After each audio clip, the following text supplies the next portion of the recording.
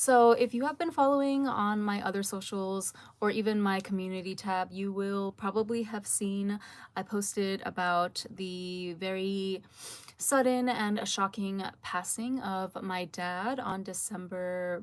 Oh my God, I'm already forgetting. I think it was December 16th. Yeah. So that was the week the week before I went to Dubai. I had to like rush back home to like my grandparents' hometown in China, which is where he's been living for the past 10 years. I feel like even his passing, in a way, I feel like he was considerate enough to not go during the week of Dubai. Like I was still able to have my New Year's vacation in Dubai, which is a weird comment to say maybe, but anyway, I don't really want to get into that today. I will definitely live stream about that at a later date because I have a lot to say when it comes to the concept of, or you know, the whole idea of like a true masculine provider or the divine masculine being able to provide for you even if they're no longer here on the physical 3D plane. And so I have experienced that, and I am currently still going through that experience firsthand with the recent passing of my own father, who I consider to be a very classic masculine provider who just like he's always done what he needed to do for his family. I've never heard this man complain once. I've never seen my dad cry even once. Like I've never seen him shed a tear. And you know, the men that were often in his company, like his brothers and business associates and stuff, I would say that they are, for the most part, I mean, in varying degrees, but for the most part, they are also cut of the same cloth of like that traditional masculine provider type man. And they were all crying. Like I never seen so many grown men crying in one room at the same time at his funeral. So that says a lot about my dad, but I will save that topic for a different day because I do have a lot to say about that. I know that I have a lot of profound insights to bring to that topic, but it's still marinating in my head. And today I kind of just want to focus on makeup. Obviously, I'm still processing the news. I don't think it's something that I'll ever get over. I know I will never be the same again after this incident, but me and my dad were and are still thick as thieves, and so I know without a shadow of a doubt in my mind that he wants me to continue living my best life, doing exactly what I want to do, and that a large part of that would be YouTube. So I'm not going to just let this fall off and, you know, sit in a corner and be depressed. Obviously, like, I'm not going to force myself to do anything that I'm not up for, but I feel up for it today. So the only problem is that, you know, technical difficulties with the SD card and the lack of memory on my phone. But hey, we adjust and we're just gonna go with the flow. So this brand is showing no signs of slowing down in its virality in Japan, and I feel like just all over TikTok, beauty TikTok, and beauty social media in general, and that would be Tirtir. So I did go ahead and pick up their new Crystal Mesh Cushion Foundation. Look at this packaging. Ooh. So this is definitely like the flashiest of all of the foundation formulation packagings that they have. This is their classic red cushion foundation. It's glittery because it was the holiday edition. Just for a size comparison, putting them side by side, it is pretty much the same size. Let me see if it has the same amount. Oh, okay, so this one actually has more. There's 18 grams of product in this one and 15 in this one. It's not exactly the same shape, as you can see. Like, it's not the exact same oval, which kind of, I feel like it kind of ruins the uniformity for me.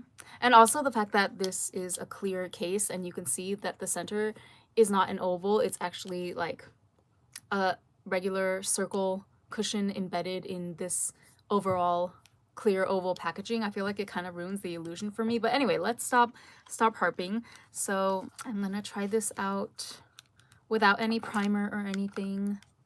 And as the name suggests, there is a mesh layover, which I'm actually not sure like what the point of this is. I mean, I don't really understand why this has to be mesh. Can't it just be a regular cushion foundation? But whoa, you can see that I picked up a lot of product. So let me just not press as hard next time. I feel like this should be enough to cover my entire face. So I'm hoping that this is gonna give me that very like dewy glass skin effect that I kind of got when I was doing a swatch on my arm. So this doesn't, what does this smell like? You could say it's unscented, I guess, but there's definitely some sort of plasticky smell. For the most part, unscented. It doesn't bother me. It definitely is different from the red cushion, which has a soapy scent. I think I mentioned that before. Oh, and let me also just show you compared to the mini size. So this is the mini. It has 4.5 grams of product. This would be the regular red cushion, or you know, the regular size. And then this is the crystal mesh, which sounds like a drug or something. Crystal mesh, crystal meth. Yeah, it's been almost a month since I've been online or doing a proper live, and I really want to get back into the swing of things in spite of, you know, recent events, which are a good reason for me to take a step back and take a break.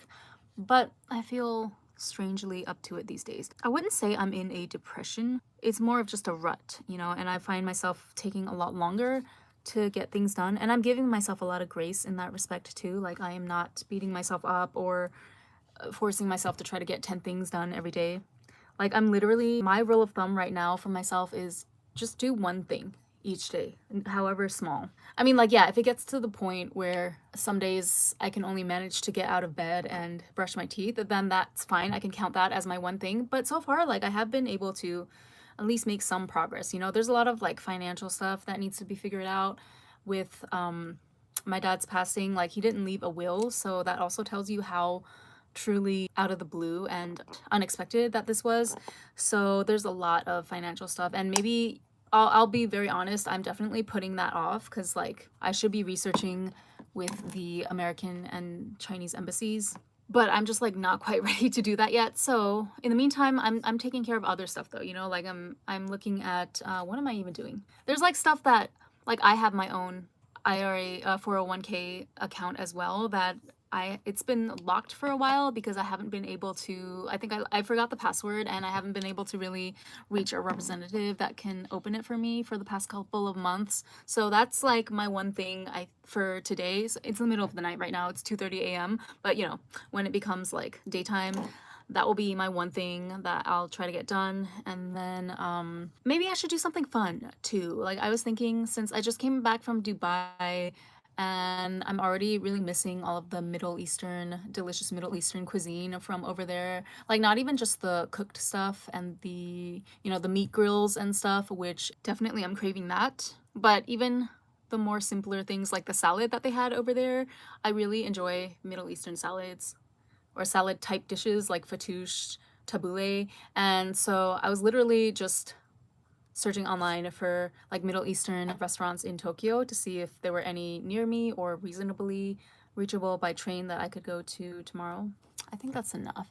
So I picked the shade 23N Sand because I do think I got a little bit of a slight tan from Dubai. How do I want to do this? It's gonna be like kind of a get ready with me / haul, new Asian makeup haul, as well as the stuff that I picked up from Sephora in Dubai Mall and Mall of the Emirates to be exact.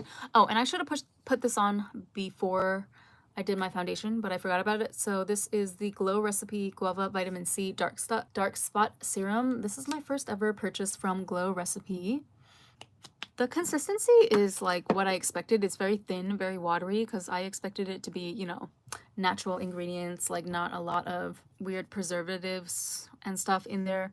But it smells different than I expected. I thought the whole line, because you know they have different like watermelon extract, strawberry extract, different types of fruit. So I expected it to be more fresh and fruity, but I don't know. This one smells better than some of the others that I tried out. But dare I say, it smells kind of like chlorine sometimes. It's giving like chlorine a little bit. But I like it though. I like it so far. I don't know how effective it is. I mean, I'm just hoping that, I know it's a dark spot serum, but it says that it will brighten and even your skin tone, which is kind of my goal. I feel like I have a lot of discrepancy with my face. Like, I don't get breakouts and stuff, and everyone tells me that, you know, I have pretty good skin, right? Like, I don't really have visible pores, but sometimes I do feel like the coloring is a little bit off. Like, I'm darker in the forehead than I am in the planes of my cheeks, probably because I don't apply sunscreen carefully. Like, it's hard to cover everything. But yeah, what else? What shall we move on to next? Oh, so I got my first purchases from Rare Beauty. I got her, I don't know the full name of this, but see, I don't like how I threw away the packaging already because, you know, I was traveling. I'm not gonna bring a bunch of boxes and stuff with me on the plane, but it just says blush in Grateful on the bottom here, but that is not the full name of this blush. This is a liquid blush, first of all, but it had like a long ass name. I feel like the label on the actual product should match the label on the box. Is that too picky? Or because how am I supposed to find this then after I've thrown the box away? Yeah, this is the Soft Pinch liquid blush, see? And this is in the shade Grateful, which is this bright red. And I have been really into red blushes lately. Like, I'm still into the trendy lilac and pinks and all of that, but as far as like my everyday clean girl look or like dewy fresh girl look, I do tend to gravitate towards a red blush because I feel like it brings out, this is gonna sound weird in English, but it brings out like a blood-like quality. It looks like the blood is circulating properly underneath your skin, you know, which signals health. So in Japanese, they have a word for it called kesshokukan. You can see the flushedness. I think flushed is a correct kind of English equivalent to describe that. But yeah, like I'm still into the lilacs and the trendy pastel colors. So while we're here, I guess I'll show you the two face blushes that I picked up. I've been eyeing these for a very long time. This is the Cloud Crush blurring blush in Watermelon Rain and Candy Clouds. And truth be told, I really didn't need this one, Watermelon Rain. Like, I have a fuchsia magenta type blush already from ColourPop, but this packaging is just so darling. It reminds me of macarons.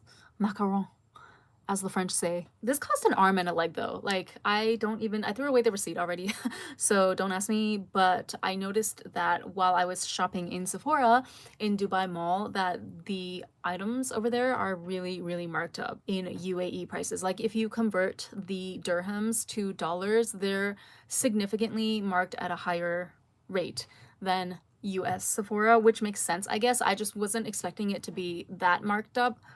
But, you know, what are you gonna do? When am I ever going to have the chance to buy makeup from Sephora again? Or have access to Sephora brands? So, with this blush, you want to literally, like, I'm gonna show you. See, because I made the mistake of just doing, like, a big old dot on both of my cheeks the first time that I used this, but you literally need that much. That might even be too much.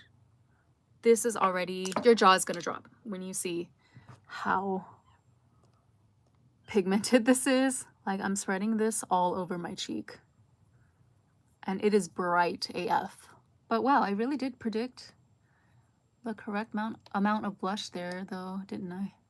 Why is this darker than this side? I feel like I put the same amount on both sides. But look, I'm not even gonna dot anymore. I am just going to take like that much on my finger and then add it on. See? It looks a lot more natural than you would expect, right? From this bright red color in the tube.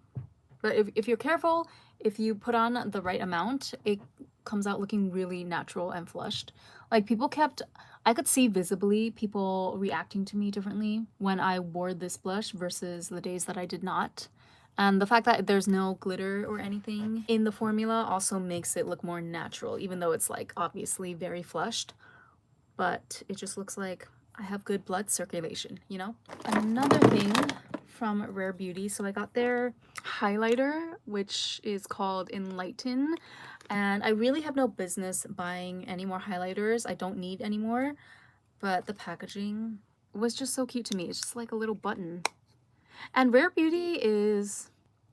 Okay, so apparently the highlighter is made in Italy, but the blush and I think a lot of their other products are made in Korea. And I was walking through the department store here in Tokyo the other day and I saw another Korean brand that had this exact same packaging. I forget the name, but I will insert a clip that I took of the kiosk stand. Literally the exact same compact. So clearly they are made in the same manufacturing plant. Not that that matters or anything, I just thought I would mention. Because I noticed right away that Rare Beauty, their blushes at least, are made in Korea. And I thought that was interesting. That means that Selena Gomez must have had her finger on the pulse of the beauty trends a lot more than we all expected, right?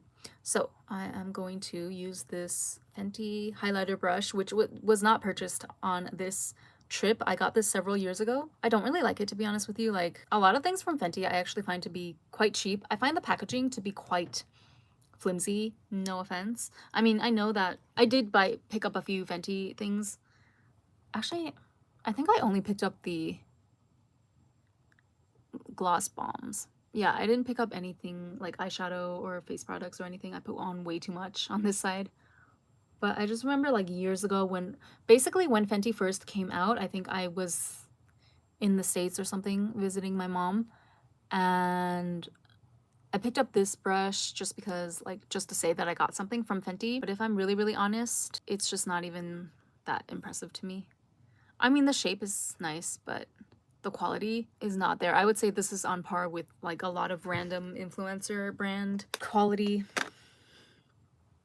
Okay, I knew I forgot something. I should have done this before I put on the blush, but that's okay. We can just do it now. I picked up this new powder from Canmake. It's called the Silky Loose Moist Powder in 02 Lavender something or other.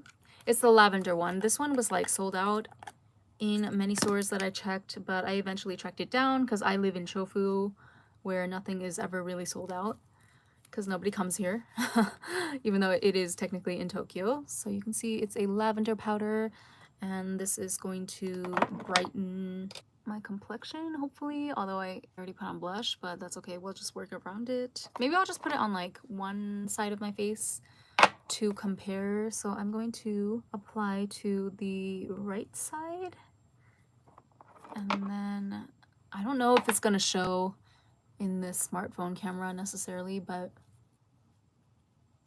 can you see a difference?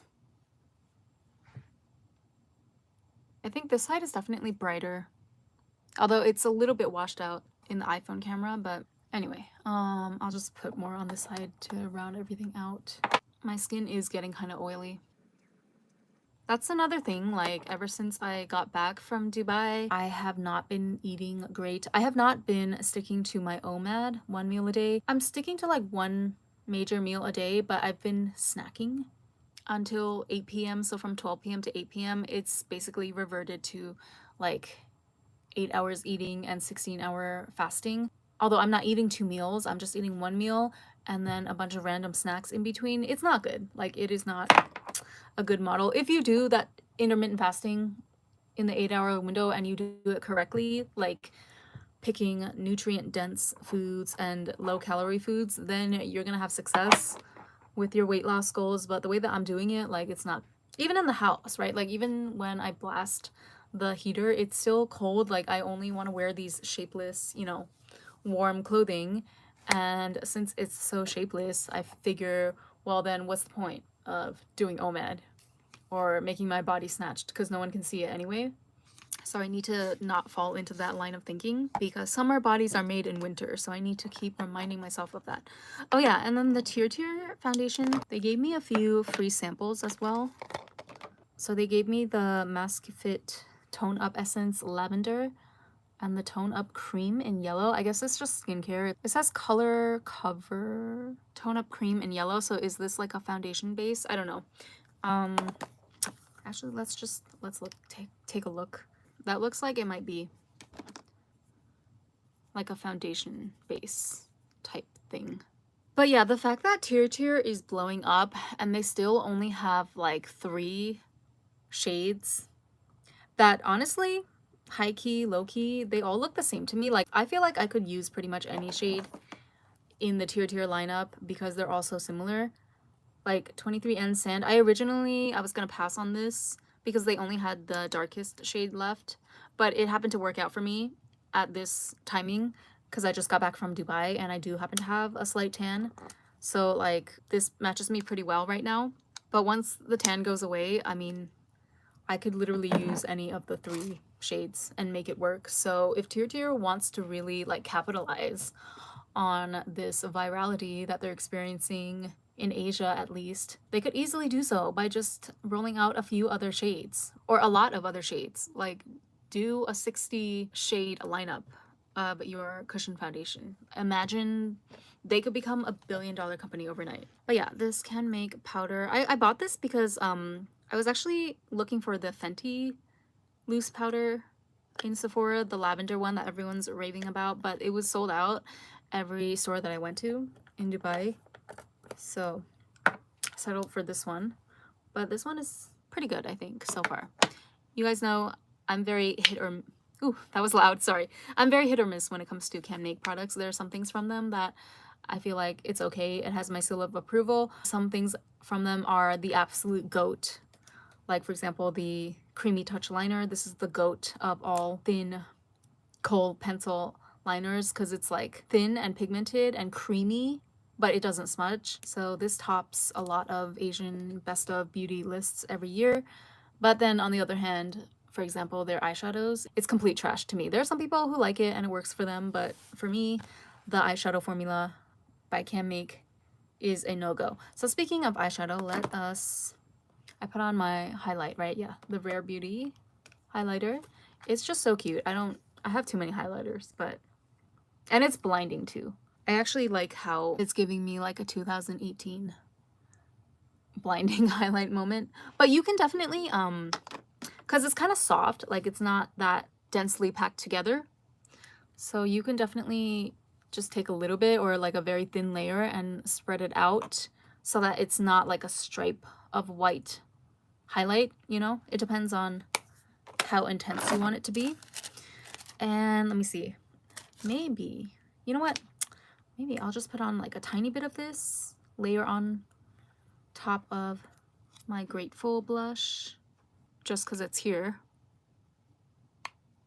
This is like last year's color of the year, right? They had some really, really boring peachy color, peach fuzz or something, is the Pantone color of the year for 2024. I mean, I guess it's cute, but I don't know. I was hoping for something a little more exciting, but that's okay. Peach fuzz is cute, I guess, and this is like very, very pigmented. Wow. I don't know about that. Maybe that was not the right decision, but if I just lean back. No, that looks very intense. Hold on, let me just like, let me make this side match the clown level of the right side, and then I will go back and tone it down with some powder or something. Yeah, I don't know if that was the best idea, because like I put it on top of liquid blush, and so it's even more pigmented than it would have been regularly if I had just put it on top of foundation. And this is the thing, like I haven't had time to unpack thoroughly. I don't know when I'm gonna be on another flight. To be honest, it might be very soon because I have to figure out all this financial stuff with my dad's assets, but okay, I'll just use this one. This is my old compact. That's almost done, but I might be able to fully pan this one, so we shall see about that. Maybe I should like really take project panning seriously this year. But yeah, this is what I do every time I put on a little too much blush. I just cover over it with this powder and eventually it corrects itself. Okay, so let's move on to the eyes. Pop-Tarts Frosted Strawberry Palette that my lovely subscriber Lucy, she goes by Lucy Rosie on Instagram, but I think her name is Lucero. Thank you so much for sending these my way. Because see, the thing is, I did not even see this at the Too Faced stand in Sephora in Dubai. I don't know if this was like an online exclusive or something, or maybe just exclusive to the States, but I'm very thankful that she sent this to me. This is what I used every single day in Dubai, by the way. It has like the perfect mix of browns and pinks. Did you guys see the new Flower Nose collection? It's like a church theme. I forget. Oh, Little Angels, I think is the name. I am thinking about it, honestly. Like, I have better hopes for this collection than I did with the last one. I wasn't too impressed with Swan Ballet. Like, visually, yes, stunning. Flower Nose always delivers on the visual concepting front, but the formula of the eyeshadows in particular for Swan Ballet, I was not impressed. It looks like it will be different for Little Angels. Like, it looks like it will be back to their original eyeshadow formulation, more pigmented, more interesting color stories. They have like a blue palette that I'm quite interested in. But I don't know, like, am I really gonna purchase another full collection, or should I just exercise some restraint and pick out only 2 or 3? You guys let me know. I usually just take this Ice Glazy shade down here. And since it's like a pink themed, you know, strawberry palette, even the browns, they have kind of a pink undertone to them, which I like because it makes it easier to just blend everything together.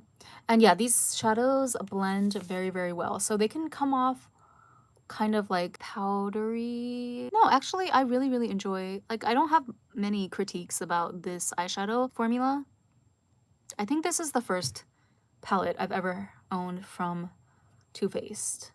So there's kick up, I guess that's what I wanted to say, but it's very, the kick up happens for a good cause, you know, because it makes it so that the eyeshadow diffuses really evenly on top of your lids. You see that? I didn't have to do much back and forth at all. It's just a nice even wash of color, and then all the shades blend really well and really effortlessly into each other. I think the thing is that, like, this works well even on top of an eyeshadow primer. Although this tone activator primer is not fully dried, this is powder, but it's blending out evenly on top. I don't know how to explain, because some eyeshadows, it's like they have a good formulation, they're pigmented and all of that, but you have to kind of be careful the timing of when you put them on your lids, because if you don't wait until the primer fully dries or something like that, it can come out patchy, or it can cling onto like areas that are more wet than others. And I feel like that doesn't happen with this Too Faced formula. You see, it's just very, very even. And even if you apply it darker initially in some places, just a few swipes of the brush and it will blur everything out. So I really, really am very happy with this formula. And then I just take a smaller detail brush. Yeah, and then I just go into Berry Juicy, which is this like deep magenta here. It kind of reminds me of the blush that I just put too much on, Watermelon Rain.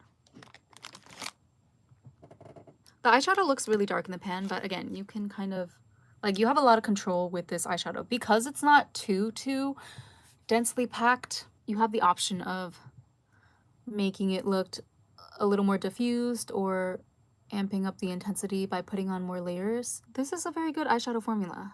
I'm impressed with Too Faced. Like, it might honestly even be in my top 5 at this point. Oden's Eye, Too Faced, Flower Nose, but not the Swan Ballet palettes, the previous ones, the Little Mermaid, not Little Mermaid, oh my god, the Moonlight Mermaid, yeah.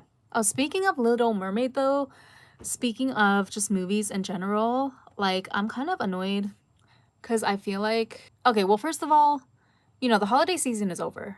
Christmas, New Year's, it just went like, I don't even know what happened, okay? Obviously, I had my own personal tragedy, like shit hitting the fan that I was dealing with, but I don't know, even all things considered, like my trip to Dubai, we were there for 12 days, which is a substantial amount of time for just pure vacation. I feel like it just went by in literally 2 seconds, and we are on January 11th already. We're not even in the single digits anymore. We're in the double digits of January. Like, I don't understand. I want to stop this ride, or I want it to slow down. Like, what is going on? But yeah, I feel like we didn't get that many Christmassy, holiday-esque blockbusters this season. I am this close to just watching Wonka again. That's how annoyed I am, because I'm not watching Wish. That looks like it was generated by AI, you know, the new movie by Disney. I read the synopsis. It actually, the sad part is that I feel that the story actually has potential. Like, if it was in the right team, if they executed it correctly. But looking at the trailers for that movie, it just does nothing for me. Yeah, the only movie that I feel compelled to watch that is still getting me into the holiday spirit, even though the holidays are over, but I still want to have that like Christmassy, wintry experience, right? And I feel like Wonka is the only one that can give me that. But like, I watched it already, so I don't necessarily want to watch it again. However, looking at the other options though, no. I'm very picky when it comes to which movies I decide to watch or not. It's not even like there is no common theme or genre, really. I just go by my own feeling. Like, I'm very particular about what media I consume. This goes with TV shows, everything. I might start to watch, or at least like dip my toes into Dubai Bling.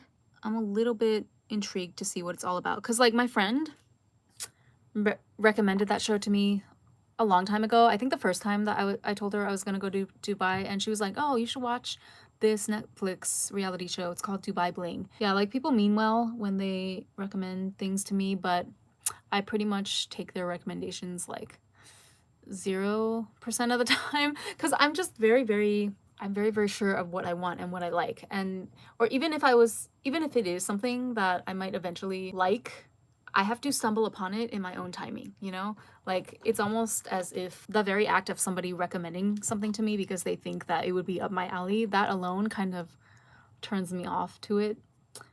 Yeah, I definitely like to discover things on my own terms and timing. So the first time that she mentioned that show to me, I was like, oh, absolutely not. Like, I don't need to, because I want to go to Dubai and have my own adventures. Like, I don't want to watch other people. But now that I've been there twice, I feel like it might be good timing, because I've had a lot of experience in Dubai now. So I guess it would just be fun for me now, maybe, to see how the other half lives. But no, why am I talking about this? Oh yeah, because like I don't really want to watch the Kardashians. I mean, nothing against anyone in those shows, Kardashians, Housewives, because I just feel like not that connected to it. Those are more American reality shows. So Dubai Bling, it's more of like an international, I mean, it takes place in Dubai, which is, I'm interested in Dubai more than the States. I forgot to mention, by the way, in case anyone cares, these blushes have kind of like a vanilla scent to them. I am not the hugest fan,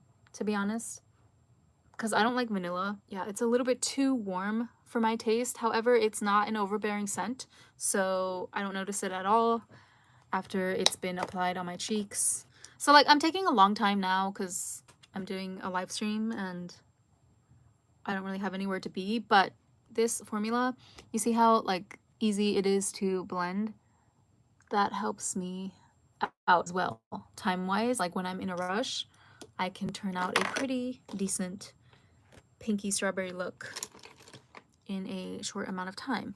But for now, yeah, we're just gonna take our time on this live. I am going to use Strawberry Lava on the center. It's not as shimmery as I hoped, but okay, yeah, that's the only thing. I wish the shimmery, glittery colors in this palette were a little more impactful, but then again, you know, it's not like, that's what the formula is, right? It's just a classic shimmery formula. It's not promising anything spectacular, so I will give it grace on that. And it's fine, because I have a plethora of Japanese and Korean and Chinese glitters in my collection to jazz things up if I so desire. But let me go ahead and do my Douyin tear bag technique.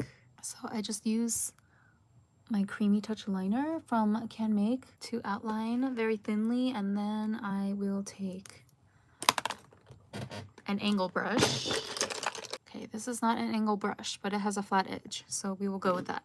And I just pick up some of this, again, Ice Glazy shade down here. Soften that line out. And then I usually, sometimes I skip this step, sometimes I don't, just depending on how much time I have. But since we all have all the time in the world today, I am going to use some concealer from this NYX palette to brighten the tear bag area. Trying to find a brush. See, like, I have this box of clean brushes that I managed to wash before I left for Dubai, but all my brushes that I used that are my daily brushes that I brought with me to Dubai, I haven't had a chance to wash those, so I'm like trying to, you know, dig through this pile of brushes that I don't normally use. Maybe I should do a brush declutter. Maybe that's what I need. Or I could just use, I was gonna say I could just use my fingers, but I'll use this. It's kind of big, but whatever. it has like a glossy covering to it so that I can use it for cream products. I don't like to ruin my really fluffy brushes by dipping them into anything other than powder. I don't know if anyone else has this particularity or preference, but like for example, I don't like to use, if possible, I would prefer not to use my fingers, right? So for example, if I'm gonna put on like the Rare Beauty liquid blush, it would be great if I had a brush that was specifically designated and made for this formula. But if I don't have such a brush, then I will still elect to blend it out with my fingers rather than using, one of my fluffy brushes that could potentially be damaged. I mean, because even if you wash, typically it just never goes back to exactly the original state that it was in. So you have to be careful what you dip your brushes into, actually. But yeah, we're just gonna brighten a little bit because I did not put on concealer. And then my Sheepy Secret Kiwami liner. Surprised that still has ink in it. Again, I'm going to just soften that out. I'm getting cold. I might have to turn my heater on if you guys can stand the noise. I feel like I got a lot more stuff that I should be showing you, but it's slipping my mind. Oh, okay. Well, I got a lot of perfume. I will save that for like a perfume specific designated video. Lips. Oh yeah, I got the Fenty Velvet liquid lipstick in the MVP 01. I think this is the original one, like the first shade that she ever came out with. Let me double check. Fenty Icon Velvet Matte Liquid Lipstick. Let me go ahead and put on some liquid or matte lipstick base from RMK. I'm excited that I'm almost done with this one, so I have to like dig in. These are press-on nails, by the way, so this is not ideal, but I'm just gonna scrape some on the back like that. And then I already have another one. I have a new one in my storage somewhere, but I really wanted to use up every last drop of this first before I break into that one. I need this or else my lips will die. Although matte liquid lipstick formulas these days, I have to say, they're all pretty comfortable, and this Fenty one is no exception. I tried one from Armani first, but that one was still too glossy for my liking, even though technically it was like supposed to be a matte formulation. And the lady was like really weird and aggressive when I opted not to buy it. And then she saw me later at the Fenty counter trying on this Fenty Icon Velvet lipstick. This is the lady working at the Armani counter, right? And she happened to like walk past me later as I was trying on the Fenty lipstick, and then she was like not even talking to me directly, but I guess she just couldn't control herself. As she was passing me, she was saying, "Oh, no, that shade doesn't look as good on you as the Armani." And I was like, okay, people like it wasn't mean or anything, but I just thought it was interesting, like people really cannot control themselves out here. Some people. Although I will say in Dubai that people in general and on average have much higher emotional control. Like they're more emotionally stable in Dubai. For example, I have never seen a single instance of road rage, or even sometimes when, like for example, if I called an Uber and there was a mix-up with the location, I've never encountered a taxi driver that gave me an attitude. It was just very level-headed exchanges, like very solution oriented. And there were times when, it was actually my mistake for not really knowing that, for example, taxis or Ubers, they cannot park in certain lanes or else they'll be fined because they have CCTV everywhere in Dubai filming you. So if you are an Uber driver and you're caught on film parking in a red lane, for example, that will go on your record.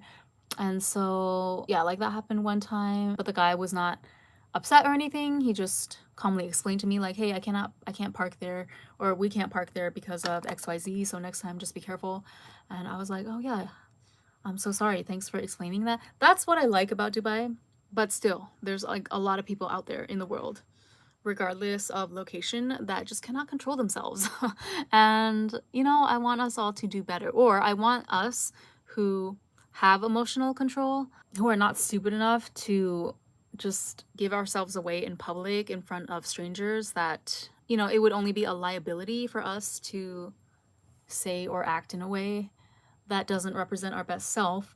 So I want all of us, right? Because if you're watching this channel, I assume you to be a person that has a certain level of emotional control. I want us to be more snobby in 2024. Like, don't worry about if people perceive you as a snob or not. I want you to be, oh, I came up with this term actually all on my own the other day. It just popped in my mind. I want us to be spiritual germaphobes. Like, be very, very picky. You know how people who are germaphobes, they like bring alcohol wipes with them everywhere, and if they sit on a plane, they will just start pulling out their alcohol wipes and wiping down the seats and the trays and everything.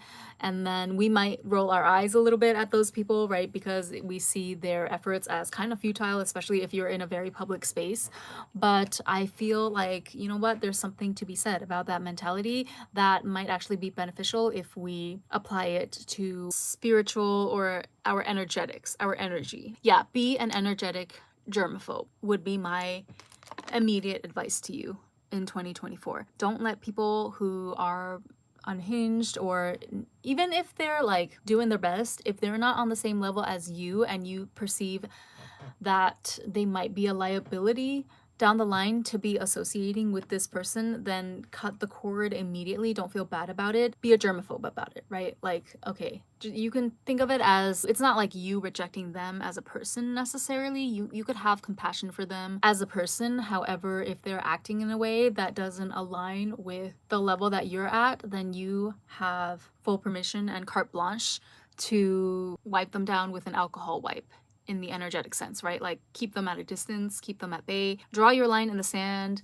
make an excuse if you have to get away from them. If you feel like they're really, really glomping onto you, or if you feel like you can't get away, don't feel bad about like telling a little white lie to get away from them as quickly as possible. I have a specific story about this after my flight back to Tokyo from Dubai, and it was delayed. There was like a whole thing on the plane, and so that made us late, which made everybody on that flight miss the last train.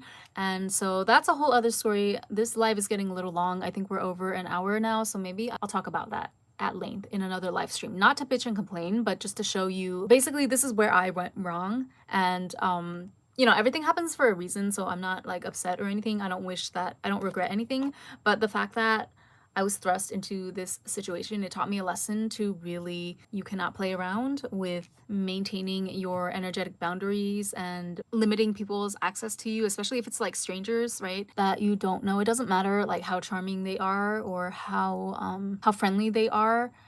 We're not talking about if somebody's a nice person or if they're friendly. We are talking about their level of spiritual maturity, their emotional stability, right? Like, it may just not be on the same level as you. And if it's not, then you are doing not only yourself, but everyone who is in your circle, right? Everyone who learns from you and who looks up to you, you're doing them a disservice by allowing those types of people to have access to you for free, at least, if that makes sense. But yeah, so that was a lesson for me, you know, because I basically, like, I had to stay overnight in the airport to wait for the first bus. But I will save that for another live because I want to keep this just about the makeup. So I need to put on eyeliner. I was almost just gonna finish like this. I mean, I guess I could, but I should do the whole shebang, right? Why not? Like, a lot of stuff has happened. I just don't have super high energy level, but I'm doing my best. Like, I'm trying to take care of myself. I haven't been eating the healthiest ever since I got back from Dubai, to be 100% honest, but I haven't been completely throwing everything out the window though. Like, I try my best. I take it day by day, you know, like hour by hour. For example, yesterday I ate one too many bags of Cheez-Its. And usually I don't even crave, I mean, I like junk food, I like candy, sweets, and all of that. That's never gonna go away. But with OMAD, like, I reached a point where the craving was satisfied a lot earlier than it used to be in the past. So for example, if I craved a certain flavor of chips, I would allow myself to get it and eat a few, but then after just like 2 or 3, I would get sick of it already, and then I would be able to just put the bag of chips down and genuinely not crave it anymore, whereas in the past I would definitely like binge eat the whole bag.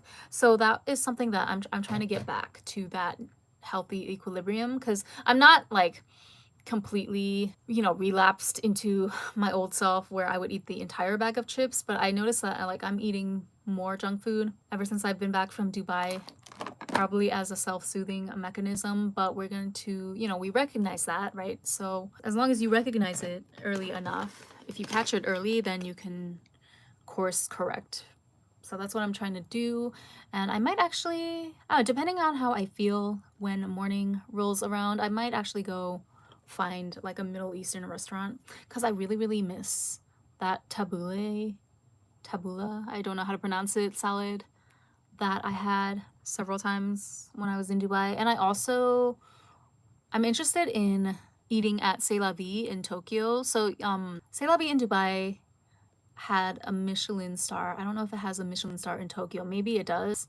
But they have like one in every major city around the world. The food at C'est La Vie was hands down my favorite of the entire trip, perhaps my entire life. The C'est La Vie restaurant in Dubai is definitely my favorite restaurant now. And so I want to see, obviously the menu is not going to be exactly the same, but I want to see if the flavor in Tokyo is the same. It's like fine dining, but surprisingly affordable actually. I went with Meg and it did not set us back as much as I thought it would. Like you can definitely keep it to a cute, you know, $100, $150 at most if you don't drink, right? If you are a big drinker, then like you can obviously spend $5,000 on a bottle of wine from there alone. But if you don't get alcohol, you can get like a very decent, you know, Michelin gourmet experience for not that much. I think I got eyeliner in my hair. That's okay. My eyes don't match, but that is okay. I need to figure out what lashes I'm gonna use. I'm running out. This thing is ugly. Oh my god, I match my curtains.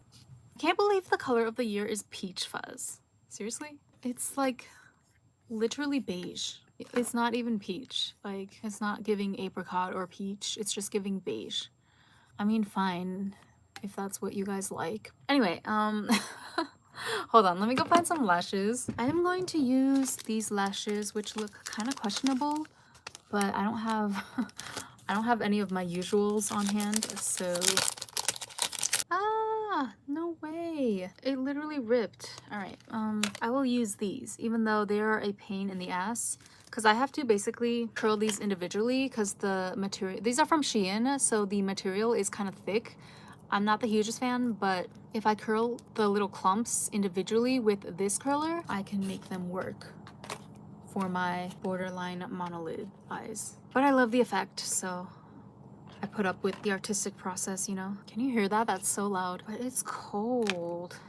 And that's the other thing, like I don't think, it's not really sinking in for me that I'm gonna have to deal with this for the next 3 months at least. Like it doesn't start warming up until late March in Tokyo. And I'm not really into that, to be honest with you. Like I might literally just rage quit and move to Dubai for an entire month in March.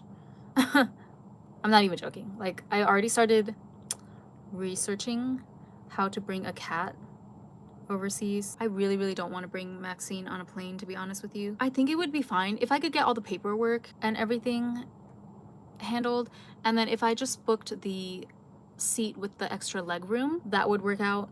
I mean, I don't know, well, I don't know if Emirates allows pets, but if it does, I could just book the extra legroom seat in the first row, and that should be, you know, comfortable enough for her. But yeah, like I don't like the idea of traveling alone with a pet. Sounds very stressful. It's not even like the plane ride itself I feel okay about, but getting to and from the airport, I'm not looking forward to that. However, if I wanted to really live for a month at least in Dubai, then that's what I would have to do, because I'm not just gonna leave Maxine here. I need to figure out post-death stuff regarding my dad though before I can plan the next Dubai trip. That's the one rule that I have with myself, just because, you know, for myself. It's not like I'm trying to restrict myself, but if I don't get that stuff taken care of, then I cannot fully enjoy or move on with anything else. So anyway, so yeah, that took forever, and I managed to curl one eyelash, but you're gonna see once I put it on, okay? It's all worth it. I don't do extra unnecessary steps for no reason. Everything I do is intentional, all right? Everything I do is for a reason, whether it's makeup or any other areas in life. I try to live with the highest intention and alignment that I can. Now, as we wait for the glue to dry, I'm going to work on the next lash. This is quite cute, actually. I should use these lashes more often. It's just that it takes forever to curl because I cannot use the, well, maybe if I bought a new one, it would be stronger. I could just curl with this. This is the Shuamura eyelash curler, but the band is like too thick, you know?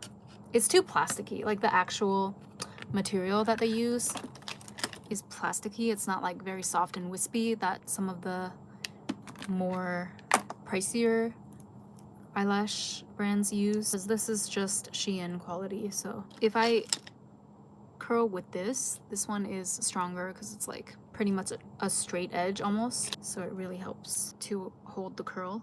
I need to try magnetic lashes again. I remember last time You Are Glam came out with a few. It's annoying though because they jacked up the prices on those. Like You Are Glam is a Daiso brand, but the magnetic lashes are not 100 yen, of course. They're like 300 yen, which I feel like if I'm gonna spend 300 yen on magnetic lashes, I would rather just get like a decent brand instead of You Are Glam. But I did try out some of their magnetic lashes. I don't remember if I put up a TikTok or anything about it. It was quite decent. So, and it would be like less hard on my lids, you know, not having to glue every single time. So I might have to revisit that. Yeah, with magnetic lashes, I mean, even if you pay a little more for them, they are reusable and you don't have to clean the glue off every time. So that could be a good option for me because I can't really get eyelash extensions. They fall off really quickly on my eyes. Or who knows, maybe the technology has gotten better since the last time I got that done, which was a while ago, like not 10 years, but maybe 8 years ago. But I just remember the last time I got extensions, they were telling me that, oh, you can't use any oil-based cleansers or anything like that. I think I didn't listen and I did use oil-based cleansers and they fell out within 2 weeks. But apparently now they have the technology to where you can use oil-based cleansers or anything that has oil in it and it's not going to cause the extensions to fall out. Let me also, oh, I don't know. All right, I'm just gonna show you guys, but I don't know what I'm gonna do with this actually. So I got this like Fenty Beauty Balm Vault. I don't know what came over me. This was crazy expensive. It was not only just expensive in general because it's Fenty, but marked up at UAE Sephora prices. It was crazy. Like I don't know what came over me, the FOMO. So I'm not gonna swatch all of these because I got another gloss balm which was limited edition for the holidays, if I can find it. What's this called? Hologram. So it's iridescent. You see it's like pink and pearly. I hate this. I hate this formula. It's so sticky. Like it reminds me of old school gloopy lip gloss. And I don't know why I'm surprised because this is actually not even the first time I tried Fenty gloss balm. I've tried it in the past before and I didn't like it. That's why I never actually picked it up. Does that look pretty over the red? Yes, but I don't think it's that spectacular to the point where it's a must-have. This was sold out though. Like the first day that we went to Sephora, me and Meg, we both picked up one each. Later on, near the end of our trip when we went back, we could not find this any longer. I think it's because, yeah, like we went right after Christmas, but before New Year's, so it was still holiday season. And then afterwards, we went when it was already past New Year's, so maybe it makes sense that it's sold out. But I really hate this formula, like it's so sticky. And now I'm stuck with 10. That was way overpriced, that I don't even know why I bought this. But yeah, I don't know. What should I do with this? Should I just sell it or should I keep it and give a couple out to people for gifts and such? No, like I despise this formula. I don't like stickiness in my lip glosses. I think there's no need for it, given all of the amazing non-sticky Japanese and Korean and Chinese formulations that we have nowadays. Okay, let me put on mascara and then I need to, again, if I can find it, I have to put on my inner corner highlight and then we'll finally be done. Promise.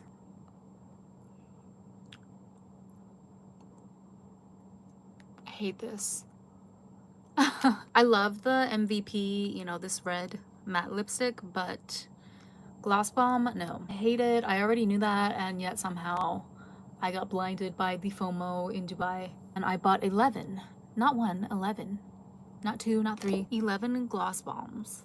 Now that I have no idea what I'm gonna do with. I think, okay, maybe like one of the nuder shades, I'll keep that. Yeah, I think maybe I could deal with the cream formulation. This is not even that impressive by way of the hologram. Oh, I did see one girl put this over a black matte lipstick, and that looked pretty cool, but like, I'm not gonna wear a black lipstick unless it's Halloween, so I don't think it's a very practical purchase. And I'm not gonna wear this over red or any other matte lipstick again either, because it feels gross. It feels so heavy and gloopy, and I thought we were over this formula, like, or this type of a gloss formulation in 2024. Apparently not. Why did you guys lie to me? Why has everyone been raving about this? Everyone and their dog and their mom's dog has been talking about Fenty Gloss Bomb since it was invented, and now I feel bamboozled. Okay, by the way, do you guys remember this? This was from the Honor of Kings collaboration with MAC years ago. The Extra Dimension Skin Finish in Double Gleam. It looks like I mean, it looks really dirty, but it looks like I barely made a dent. But I used this quite a lot over the years. However, it has completely disconnected from the pan, and I can't really be bothered to put this back together. I mean, how do I even? Would you guys be mad if I just decluttered this? Because I have too many highlighters anyway, as it is. Where's the one that I just got? The Rare Beauty. Okay, this one's like a little deeper, but I think I like this one. I'm just gonna get rid of this. I'm sorry.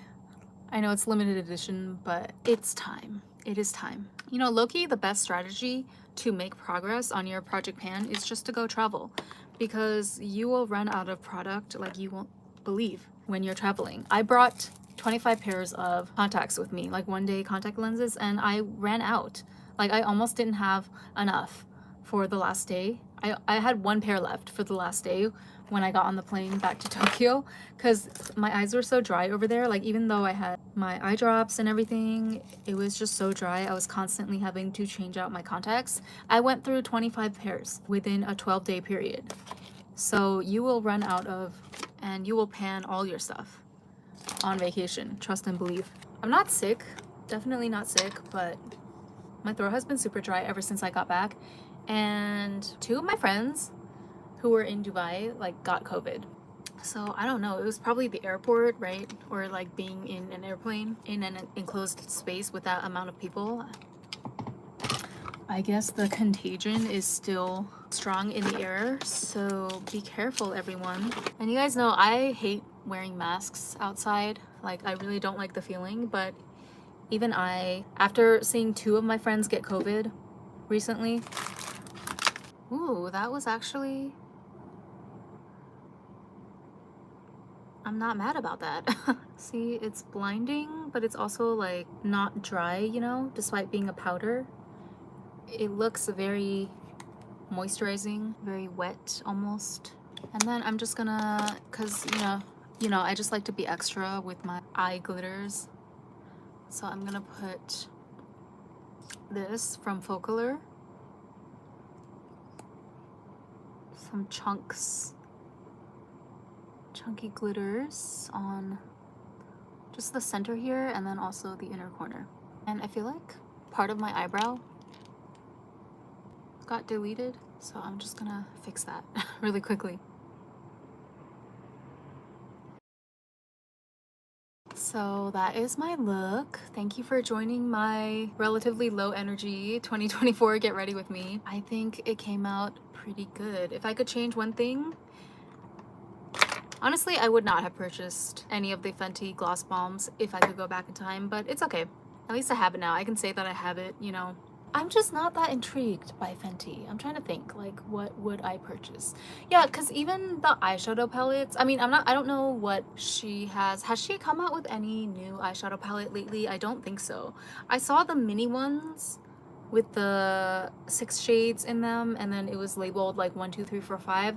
Yeah, I was not feeling those. The packaging was very boring to me. And then the highlighters and all of the blushes and whatnot, they looked nice, but I prefer my Asian beauty brands, to be quite honest, when it comes to those particular products. So yeah, I think I'm good on Fenty Beauty for now. Rare Beauty, on the other hand, I wanted to purchase everything. Like, I wanted at least 3 blush shades, and you know, I got the highlighter. I'm not interested in their existing eyeshadow palettes, so I'll hold off until they come out with something new by way of eyeshadow. But yeah, Rare Beauty. Oh, and their lip products as well, the lip oils, and I think they also had a matte formulation. I was interested in that, but I held off because I already have way too many lippies in my collection. This Tirtir foundation, I almost forgot. So this is the first thing that we put on today. It's a little too early to say. I will report back. I might do like another, like a dedicated video just comparing all of the Tirtir foundation formulations, just to give you guys like a guide if you are wondering which one best suited for you and your skin type and lifestyle and all of that. But I will say, so far, this one is definitely the most lightweight of all of them, and I really like, yeah, I like the way it feels on my skin. You cannot feel it. It doesn't feel heavy. This one, I think you can definitely kind of feel, at least, you know, initially after you apply it. This one is very lightweight, very like glass skin. It's dewy without being oily. You can get an even spread, and all of them are quite high coverage, all of the formulas. So this one is no exception. I don't really understand. I think the Tirtir hype is very well deserved. However, I just am a little bit not in agreement with their pricing. I think they're a little enthusiastic, shall we say, with their pricing. Like, they could stand to lower it a little bit, especially now that they're branching out into skincare and whatnot, which is also going viral, you know, like that, I don't know what it's called, but the toner that they came out with. Like, this, one of these is over 3,000 yen. Even if you use a coupon, like, I feel like that's a lot for a cushion foundation. That's not a high-end brand. But I mean, you know, even drugstore brands here in Japan and Korea, they can really get up there in price. But let me see. It says a new sensational mesh type of cushion, blah blah. It may be good for people with oily skin who want a matte finish. So it's glossy, but you can adjust it by putting powder on, which I can attest to. It did work quite well with this silky loose moist powder from Canmake. Finish with a moderate glossy feeling. So yeah, if you want glossy glass skin, I think this one is your best bet. Let me pose for a thumbnail. And I will see you guys later. I'm sorry about the ghetto setup this time, but technology is like not on my side in 2024. And I think maybe, you know, I'm not even upset about it because I feel like the universe is doing everything in my best interest. And so maybe, you know, maybe this is the push I need to not procrastinate, basically, because I have a tendency to like try to line everything up perfectly. And okay, the setup has to be perfect, the angle has to be perfect. I need to film on my actual camera, not my phone camera, even though my phone camera is perfectly good enough. Good and done is better than great. That is still an idea, or something like that. I butchered that quote. Last comment. So this is like kind of heavy. Yeah, compared to this one, it's a little bit heavy. Probably because it has like 2 mechanisms in it. I mean, it is pretty. I will give it that. I just wish it was the same oval as the other formulations. It's not the same oval. Like, it's not the same. This one is rounder and this one is longer, vertically speaking. But yeah, I will catch you guys later. I do have time off indefinitely from work to deal with the situation with my dad's passing. And I don't plan to go back anytime soon. So like, they asked for an update from me and then I left them on red for a week, and then finally I was like, yeah, you know what, it's gonna take a long time because I might have to go, I'm gonna have to go back to China. I might have to go back to the US to deal, because you know, my dad's an American citizen, so I have to deal with his like IRA stuff along with his company's stuff in China. And basically, well, I don't even need an excuse, like, leave me alone, my dad died. So yeah, I'm not going back. And I feel, you know, I'm lucky that, well, I won't go into all the details, but Japanese labor law is pretty well stacked in favor of the employee. So that's one thing that's good about, like, a lot of people don't know. This is why it's important to really educate yourself, especially if you're working in a foreign country or a country that is not your origin of residence. It's really important to know the local laws and what you're entitled to, because you know, everybody knows the negative aspects, or like the not so great infamous aspects of Japanese work culture, like unpaid overtime and all of that, but there's also really good things that you can take advantage of here, such as the labor law, which really is designed to protect the worker above all. And so that's why it's really hard for companies to actually fire people here. That's why, like, you know, sometimes if you're dealing with unscrupulous companies, they will resort to all sorts of tactics to try and make the worker, if they want to fire someone but they know that they cannot do so under Japanese law without like a very specific legitimate reason, they will do all of sorts of underhanded tactics to try and undermine the employee, or, you know, basically make their work experience and environment a living hell, in hopes of making the employee quit out of their own volition. That's a tactic that a lot of companies use. You know, luckily I'm not in like that type of extreme situation. I mean, I'm definitely not in love with my company, but yeah, luckily I do have, I would say I have more flexibility than most with my work situation. It's fully remote. I don't have just a very limited set amount of days when it comes to bereavement leave. Like, I can basically leave for as long as I need to take care of my affairs. So I'm sure at some point, right, like maybe after the 1 month mark, I'm sure they'll start pestering me about when I can go back to work. I'm not going back, like, the fuck. But no, I'm gonna play my cards to the fullest extent, okay? I don't know who you're dealing with. You think that you have somebody who is just gonna continue like wasting my time on this job that I don't care about, when literally half of me is not of this world anymore, and I have to deal with all that. And of course, like, I'm gonna spend this time to work on what matters to me, right? Like my YouTube channel, my other socials. But yeah, basically creating content, that's my passion. That's what I still have the spark to do that, and that's what my dad would want me to pursue if I had the chance. Like, if now that I don't have to, you know, I'm on bereavement leave, so that I can spend 100% of my time dealing with the, you know, the post-death paperwork and all of that, but then also having the ability to really put full focus onto my content creation. Like, why would I not take that, you know?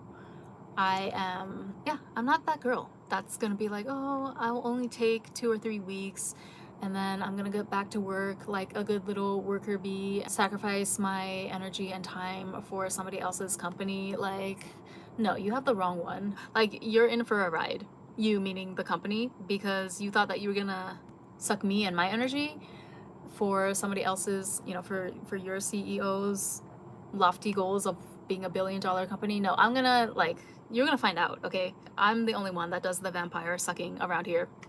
So yeah, I am just going to, that's my plan.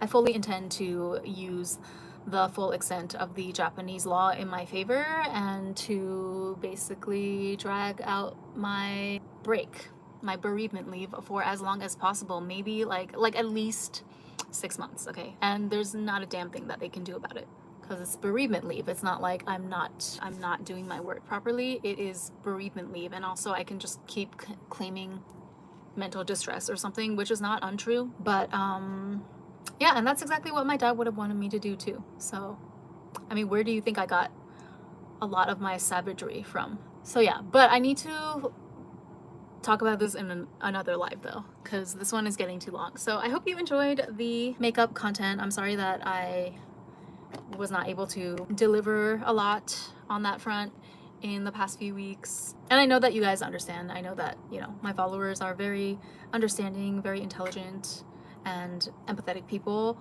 But for me as well, like, I want to get back into the swing of things. This is what I genuinely enjoy.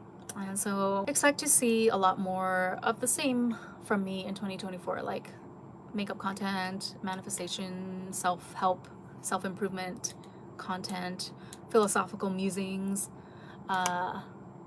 savage life hacks, all of that stuff. I just hope that it's never gonna be like 100%. I'm always gonna have countless flow of ideas, and maybe out of 20 video topics that I have written down, I'll be able to get to like 5.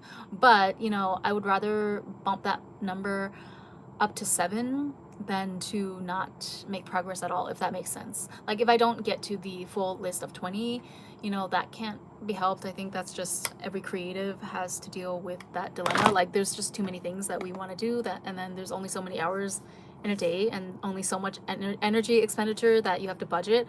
But at least like if I can do 2 videos a week instead of 1 video, then I should do that, right?